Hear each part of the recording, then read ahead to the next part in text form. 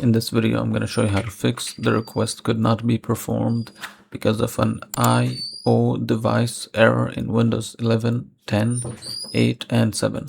First thing you're going to do is go here, type in CMD, right click, run as administrator, click yes, type in sfc /scan now. Press enter and this might take few minutes to scan through your computer. So once this one is done, you can close this down and now go here. So here, find the disk you're having issues with. So for example, it's this one, let's say. So you would go here, type in CMD and right click, run as administrator. So we'll keep this open for now. So you need to right click on your disk you're having issues with, properties, tools, click check, and this might just most of the time like fix your errors.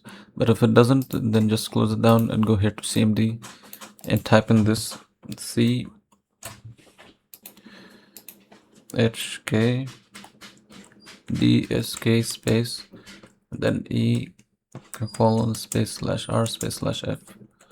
So actually I made a mistake here, so it should be E space /R space /F. So E because this is what my drive letter is. If it's different for you, then put your drive letter and then press enter and let it load. So once this one loads, you can try restart your computer and see if this fixes your issue. However, if you're still having issues, then here, go to device manager and find the drives here. So you should be able to see disk drives, and you need to find the drive that you're exactly having error with. So right click on it, click update driver, and here you need to select the driver you want to update. You could, if you want, to update it automatically by clicking here, but just select like whatever drive you have and just update it. Click next and this will update it.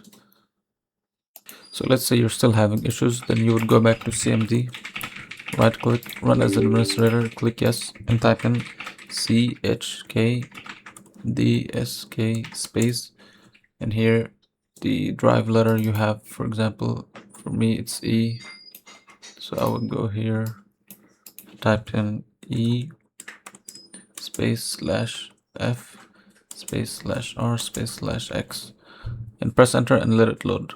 So after this one loads, you can restart your computer and see if this fixes your issue.